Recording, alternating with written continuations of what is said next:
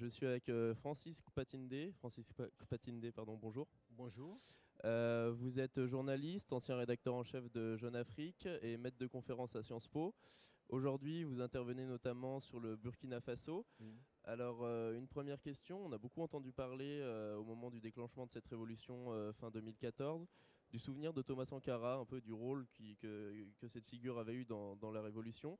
Vous pensez que le souvenir de cette icône révolutionnaire est réel, est un réel moteur dans la révolution, dans un pays où quand même la majorité de la population ne l'a jamais connu? Absolument, ça a été la bonne surprise de la révolution d'octobre 2014 au Burkina Faso.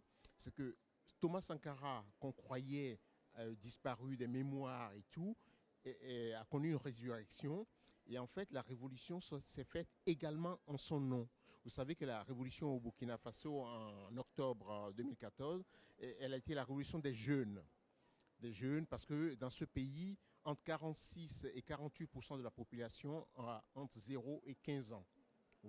Et pour vous donner une idée de ce qui se passe en France, par exemple, là, il n'y a que 19% de la population française dans cette tranche d'âge.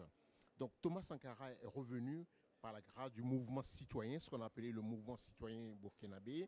Et voilà, c'est bon, c'est en son nom, vous verrez sur les t-shirts, dans les slogans et tout, que la jeunesse est allée au front pour renverser Blaise Compaoré. Et le nouveau président Roch Kaboré et son premier ministre Paul Thiéba ont tous les deux des profils, disons, de technocrates.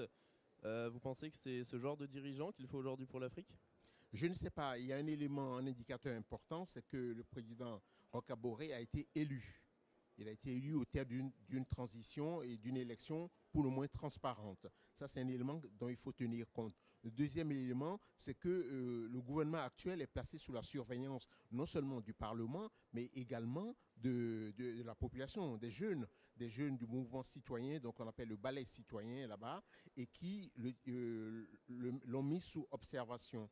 Donc ça, cet élément est assez important pour savoir la marge de manœuvre de Roch Kaboré, qui est un ancien dignitaire du régime de Blaise Compaoré. Sa marge de manœuvre est étroite. Et justement, ce mouvement, le balai citoyen, a, disons, participé à préparer la population au renversement de Blaise Compaoré et il a refusé de participer à tout gouvernement pour pouvoir rester critique de celui-ci. Est-ce que vous pensez qu'il a un réel avenir au-delà de la révolution? Bon, c'est une bonne question. Je sais que la posture actuelle du mouvement citoyen, c'est une posture de vigie, de sentinelle. Et donc, ils ne veulent pas descendre dans l'arène politique. J'ai rencontré, interviewé, discuté longuement avec deux des principaux meneurs. C'est Samska le Dia, qui est le Rasta, et l'autre qui est Smokey, qui est le rappeur du mouvement citoyen. Ils ne veulent pas, en dépit de la présence de plusieurs mouvements sankaristes dans la dernière élection, ils ne veulent pas descendre dans le marigot politique. Ils préfèrent rester dans la posture de vigie pour intervenir, pour peser sur les débats. Et voilà, c'est une position qui est noble et qui est défendable. Vous pensez qu'ils sont en mesure de faire redescendre encore une fois dans la rue la population si on observait des dérives du gouvernement actuel?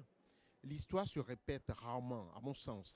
Et donc, ça prendra peut-être pas la même forme qu'en octobre 2014, mais il importe quand même qu'au-delà du Parlement, au-delà des juges et des institutions établies, qu'il y ait également une société civile vigilante pour veiller à l'avancée de la démocratie dans ces pays-là.